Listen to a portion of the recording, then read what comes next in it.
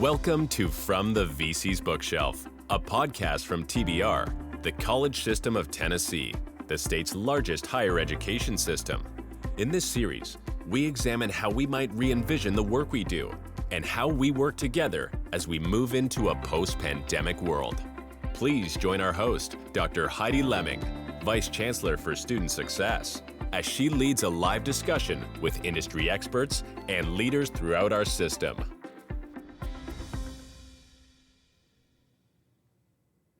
Welcome. We're going to focus on themes from the book Failing Forward in Student Affairs, Using Missteps to Guide Next Steps, edited by Lisa Endersby. This podcast is focused on the book, which is a compilation of personal stories from higher education practitioners. All the stories have a common theme in that authors open up about professional failures. The editor takes a new twist, however, as Enderby states the focus is on failure, not as an action, but rather as an emotion, an identity, and a place where everyone seems to find themselves returning to over and over again. In this podcast series, I'm interviewing TBR faculty and administrators to add to the collection of stories found in the book. Interviewees will be asked to reflect on how missteps have defined themselves and became teachable moments. The book introduction states the purpose of the book and the podcast series well. It's to have failure step out of the shadows and for our stories to be completely in the spotlight, to celebrate effort over perfection, and model a depth of courage. Success is personal, and so is failure.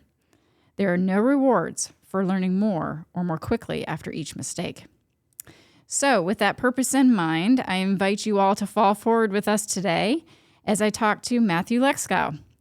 Matthew is the Associate Dean of the Center for Teaching and Learning Excellence at Southwest Tennessee Community College. In that role, Matt supports faculty as they explore methods for improving student engagement and success. Before serving as the Associate Dean, Matt led the Office of High Impact Practices and Innovation.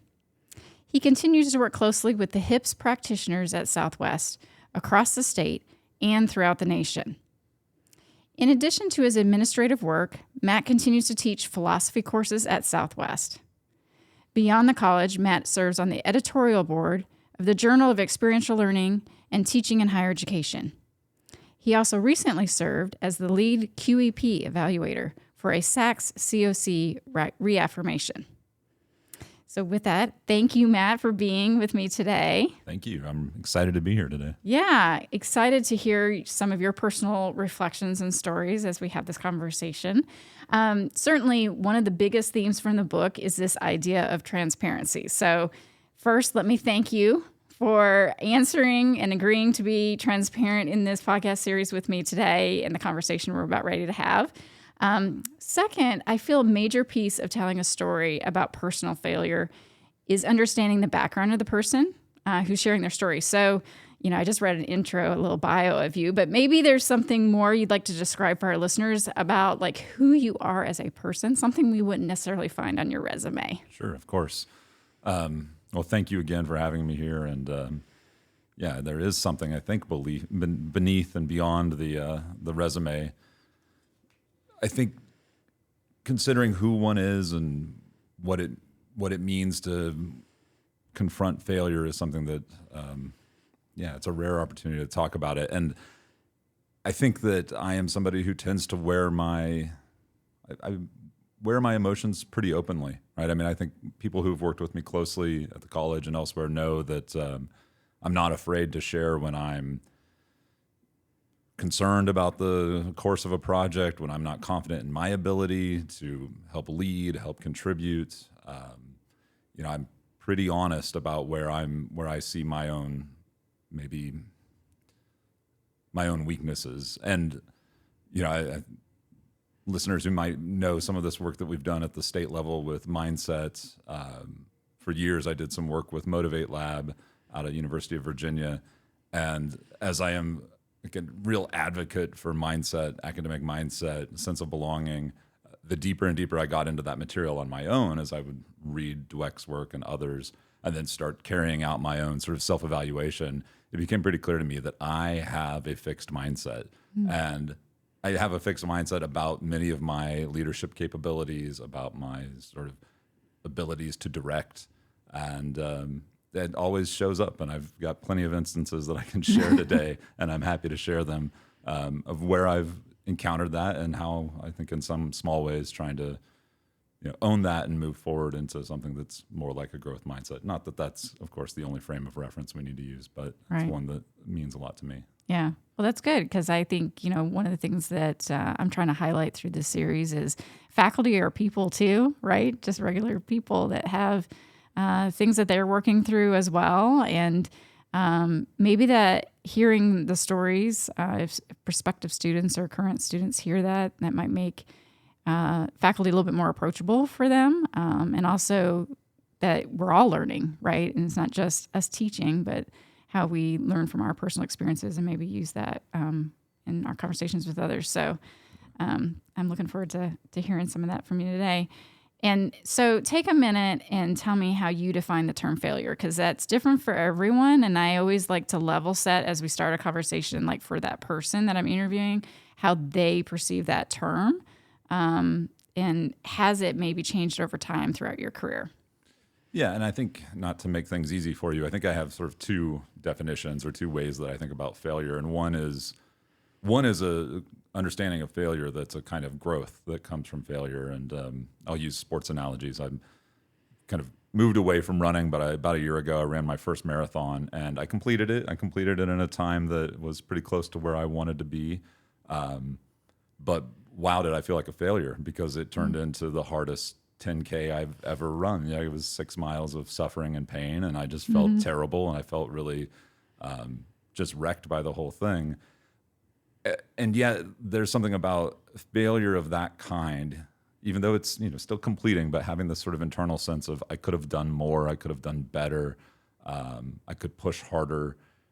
Failure in that productive sense of helping us find kind of our thresholds, right? So where are our limits? Where can we feasibly take ourselves, not just physically, but of course, emotionally and sort of organizationally.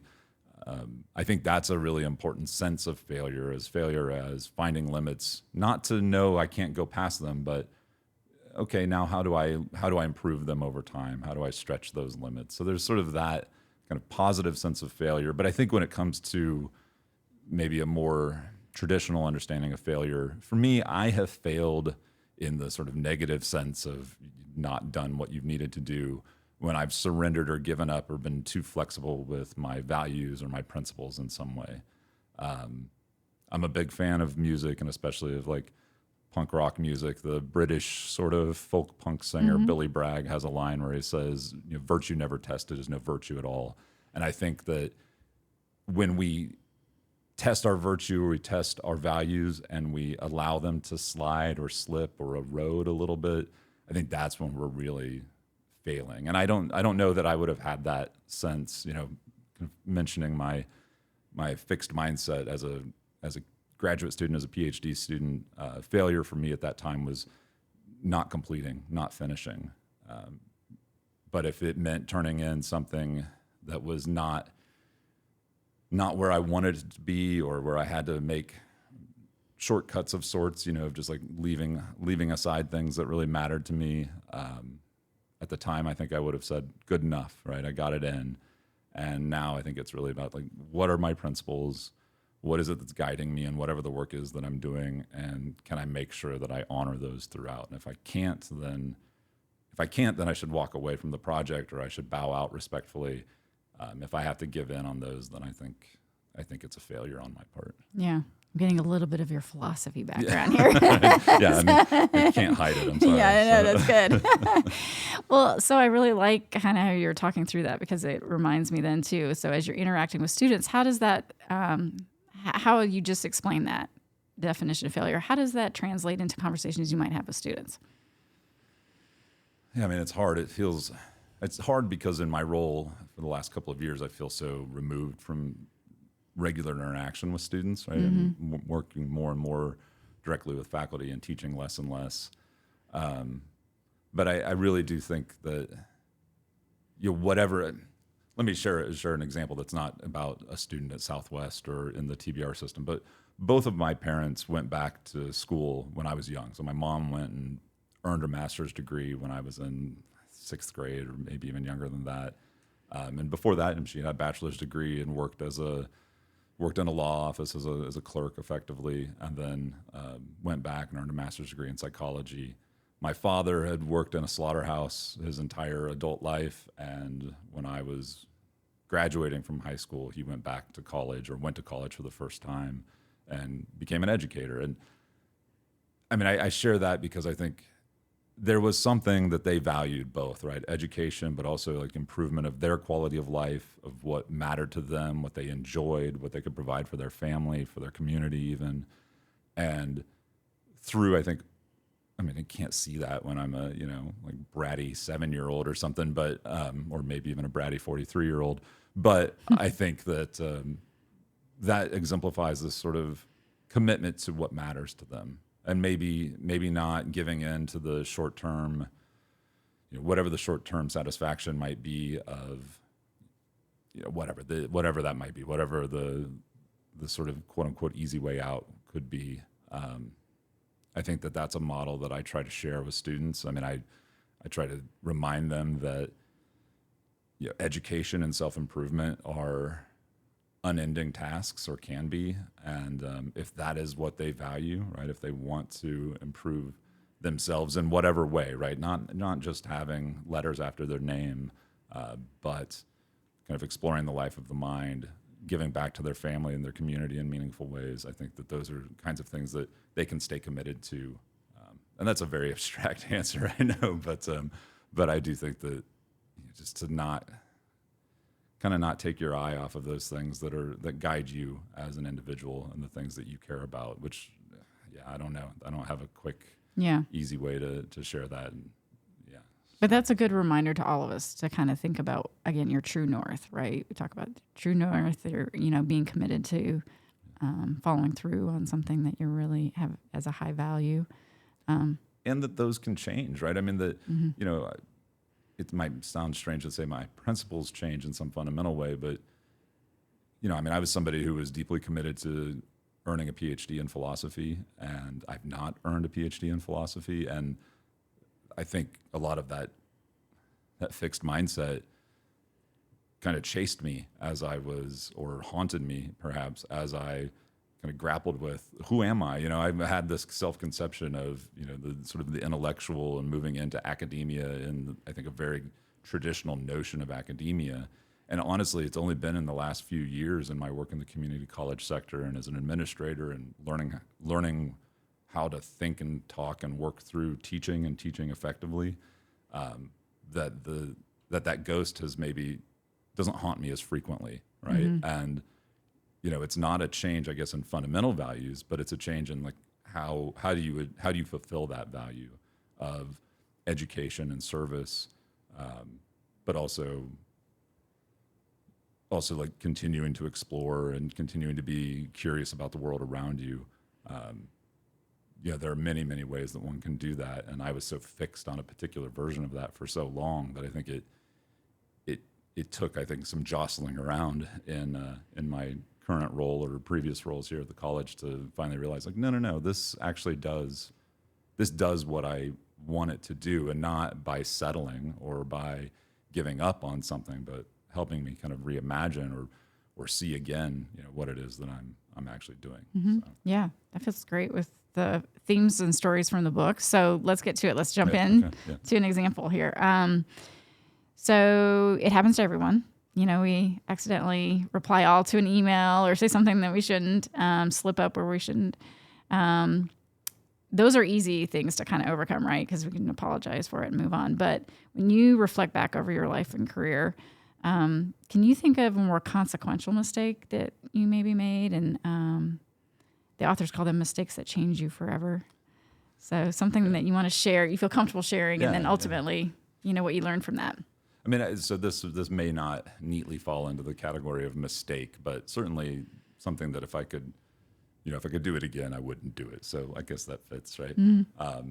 But it wasn't like, revealing a name that shouldn't have been said or emailing everyone. But before I started teaching at Southwest, before I moved into the community college sector, I tried my hand at teaching in the K through 12 environment. So I'd taught adjuncted and had visiting positions in and around the Mid-South for several years in universities. And I thought, well, teaching's teaching, right? I can do this. And so I moved into a sixth grade classroom to teach ELA. And I realized very quickly that I know nothing about teaching, right? And I know even less about sixth graders. But it was a mistake on my part to think. I mean, somebody, the principal and a vice principal at a school, saw something in me. I did not see that in myself, and that is definitely a recurring theme. And I think my experiences with failure is trying to align like what others see in me and what I fail to see in myself. But it was such an incredible challenge, and not only was I unprepared for it, I was the worst version of myself I've ever been in front of children, right? I mean, I did things that in my role now, we do a lot of work on sort of culturally relevant pedagogy and thinking about engaging the whole learner. And I was the model for that semester of exactly what one ought not to do, especially as a white man in a predominantly minoritized Black and Hispanic classroom. I was terrible, and there are times where I think about who I was in that classroom and I shudder because it was it was horrifying. If somebody had walked in and seen, so if any of my colleagues today had a time travel device and could go see that, I think they would say, could you just go ahead and turn in your keys, Mr. Lexow, because that's just not what we want. And it was bad, it was bad. I'm probably being a little hyperbolic, but I just felt so incompetent at every moment in that job. Getting up in the morning, the drive to work, in the building, at lunch, coming home. It was just a cycle of just really gloomy, dark days. And I left because I was fortunate to find a position teaching philosophy here at the college. I left and I was fortunate to find a position teaching here at the college. But it really, and I think in some ways what I was going to say, it really changed my perspective on what it means to be in the classroom. Right. And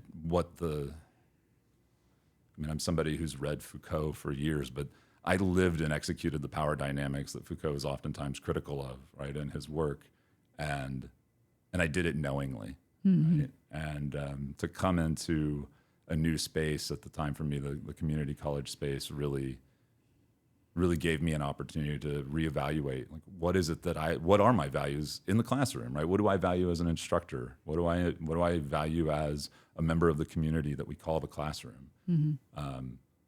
Sure, maybe sixth grade is not a good place to explore those questions, especially for a first time, K through 12 instructor, but it really had me in a true existential crisis of what am I doing? Right. What am I doing with, it was the bottoming out kinds of questions of what am I even good at? Like, what can I do? Right. So, I think of that as a pretty strong failure. Yeah. But think about now you're in a position where you clearly have turned that around because you're now in a position where people have respected your involvement, engagement around particularly high impact practices and innovation that we've talked about across the state and within our system. But you lead that here with showing other faculty better ways to teach. So in some ways, maybe, you can speak to this obviously, but as a listener, I'm like, well, he though learned from that, right? And he's almost like making up for that now, recognizing that value because he's now trying to impart that onto others about how you can more effectively teach students. Yeah, to make a little bit of a joke out of it, I have at least 20 more years of penance I have to pay for that one semester of sixth grade teaching. Yeah. But no, I think it, I'd always, when I was in the familiar environment of the university or college classroom, I always cared deeply about teaching. And it's not that I didn't care deeply about it when I moved into the sixth grade classroom, but it just suddenly, this thing that once was so familiar and comfortable became completely alien. And that was, I don't want to ever have that feeling again. And I definitely don't want my faculty and my colleagues here and beyond to ever feel that. And if they do, I want them to have like really honest, meaningful resources to help pull them out of that muck as quickly as possible, because it can be just such a dark experience of uncertainty. And, when you're kind of, it's not that I was abandoned when I was teaching in that sixth grade classroom, but when you don't have the opportunity to really rely on others who are transparent, right? Who will tell you, hey, yeah, this isn't great, but we can make it better. We can improve things. I don't want other people to have to go through that. And also, at the end of the day, our students deserve better, right? Yeah. I mean, our students deserve engaging experiences, faculty who are there, who care, and have the resources to care too. I mean, I know that we've talked a lot at the college about questions around bandwidth, and we think about it for our students and what bandwidth do they have in the classroom given everything that's going on outside of the classroom. We're talking about this before pandemic, right? But it applies also to our faculty and to our administrators, right?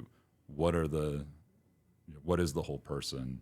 What are those pressures that are on them that many of us can't see, right? And perhaps many of us don't want to share those with our colleagues because they're personal. But, I think it's very easy to forget that not only our students, but our peers at the institution are fully human as well. Right. And there's a lot going on for us humans. Yeah. So. I know, especially coming out of COVID, and everybody's kind of feeling that. I think there's going to be a lasting effect on our psyche about what many of us experienced. And so even again, through this podcast, hoping that folks find some little sense of community with other faculty, their stories, and resonating. Oh yeah, that resonates with me.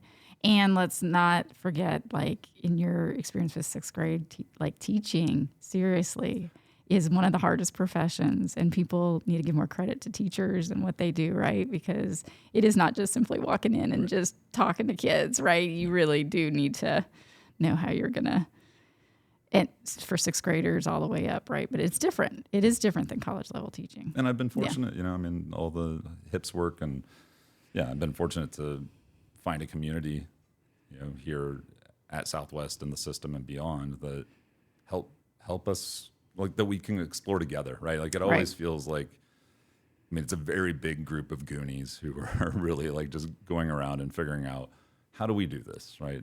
We all make assumptions about this being the teaching, right? But how do we do it? How do we do it well? How's it worked for you? What kind of changes do we need to make in our local context? And it's an incredible, and learning from each other. Yeah, exactly. Because it's just, students are changing all the time, and keeping up with that and how to serve their needs, like you said, and kind of the holistic approach to serving students is really important. Maybe that wasn't a serendipity moment for you. Maybe there was some other serendipity moment, because you landed here at Southwest, and doors maybe open that kind of got you in this role now where you're helping other faculty to identify their best selves in the classroom.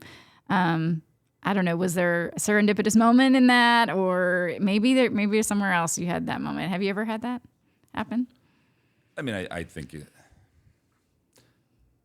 that opportunity to move here, to move to Southwest, was in itself a kind of moment of serendipity. But I think I started at the beginning of a spring semester. It's kind of a strange start time, right? Kind of strange and difficult to meet new faculty. The big events are usually in the fall. But I just happened to be, my office when I first started at Southwest just happened to be across the hall from the then chair of our math department. And she was in charge of our international studies program. Mm-hmm.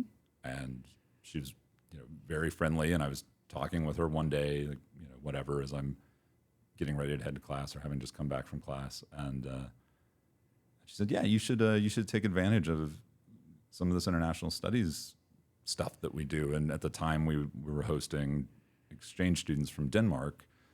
And so in that first semester at Southwest, my wife and I hosted 2 Danish exchange students for a week. And through that, I started to make connections with folks in the kind of small but growing high impact practices work at Southwest. Mm-hmm. And that was a total accident, right? And if I hadn't been in that kind of dingy office and in that building and said hello to the math department, I don't know. I may just be a lowly philosophy faculty and not not a HIPS practitioner. And you got roped into going to a national conference. That's where I met you on a team of folks focused on how can we build high impact practices across the state. Yeah. And I mean, it's just kind of snowballed since then, really. It's hard to believe that those conversations in Nashville and LA for that first meeting have only been 5 years ago. Yeah. And I mean, 5 years ago, I was like, what is a HIP again? Who does this? Where does this happen? And I mean, it was definitely a moment of some kind of serendipity at work, right? To have those conversations, to make those connections that I think in many ways started with, royally failing in a 6th grade classroom, right? Like colossal failure in the teaching profession, to then find myself in the deep end of experiential learning, right? Yeah. Which has been it's been pretty incredible. And looked to as a leader, and I've been so impressed over the last 5 years. First meeting you, not knowing you at all really until that conference trip, right? And then just every year engaging at a deeper level and keep going and going and going. And now, representing our state in national conversations and getting engaged at the national level, which we read in your bio. But again, as you think over a relatively short period of time, and you probably never thought you were going to be doing any of that, right? I mean, that wasn't planned. Not at all. It just kind of has worked out that way. No, I mean, luck and fortune have been on my side a lot lately, and it's been great. It's been an incredible experience, and I mean, there's of course, through all of it, there are those moments where it feels like this is failing, not high impact practices, but projects and activities. I mean, I think about that, my involvement in the Student Voices Initiative, and that did kind of crack in the middle of COVID, right? I mean, it really did fall apart, it felt like, on my end. But I think that was an opportunity where I felt timid enough to not, I think, really push for what I wanted out of that project. Felt timid enough to not really make demands kind of locally or make a big ask locally to try to make that project more successful at Southwest. And contribute, I think, more fully to the larger sort of statewide work that we were trying to do. And some of that, I think, falls back into, some of those tropes of, fixed mindset and, a lot of self-doubt that I walk around with.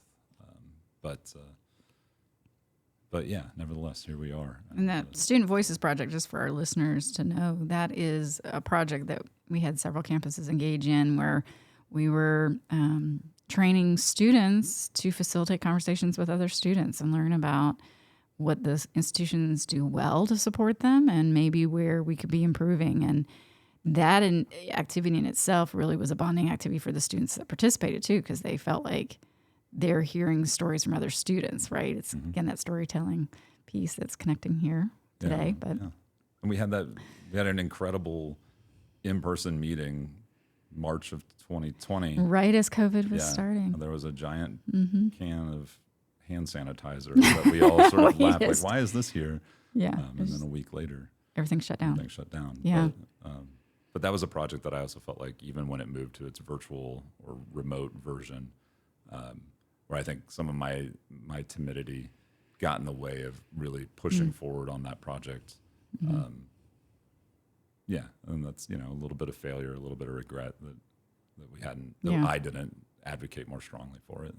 Well, so I mean, one of the things that I've appreciated about a conversation today is, I mean, you've obviously done a lot of reflection on not only your past, but most recent kind of activities where maybe it didn't go quite as well as you would have liked. But I mean, certainly you're taking that time to do that reflection and learn from it and move forward. Is there something kind of in our final time today, is there some other lesson maybe that you'd like to impart with listeners about kind of your experience, either as a faculty member or just personally that you think, is really speaks to kind of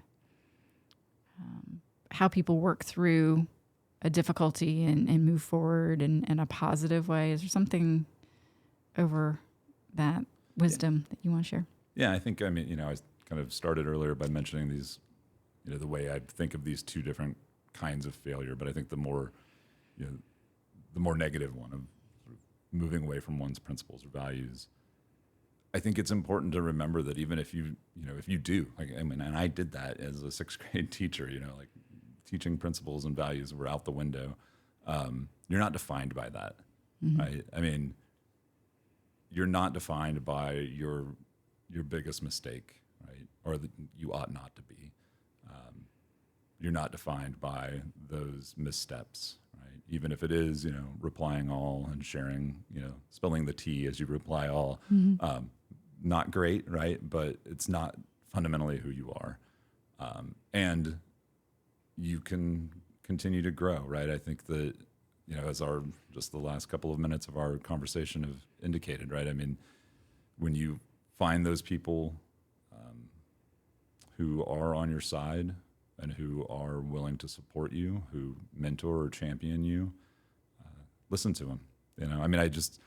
2 weeks ago, I gave a little keynote for our one of our leadership societies for our students, and started by saying, when I was offered an opportunity to take on a leadership role, I was convinced that they were talking to someone behind me. Right? And I think it's just really important that when your colleagues, when your peers say something like, say, I see this in you, that you hear them, right? It's very easy. For me, it's very easy to get kind of stuck in that echo chamber where I don't hear the praise that others offer, right? Or what they see in myself, because maybe it doesn't align with my self-vision. But, it's really important, I think, to hear them and to pay attention to what others are saying. So yeah. Well, you're not your worst thing, and you're always probably more than you think you are. Yeah, that's great. Well, thank you for sharing. And I think you're great, Matt. That's why I reached out to you for this podcast. Well, I thought she came to Matt Lexow to talk about failure. I was like, oh, great, triggered. No, I knew that you're a very thoughtful and reflective person and that you could bring some great insight to this topic. So I appreciate you doing that successfully today. And I also appreciate your efforts in working with faculty and spreading the good word about how we can be impactful in the classroom with high impact practices. So keep fighting that good fight. Thank you so much, Heidi. It's been a real pleasure. Yeah, thank you.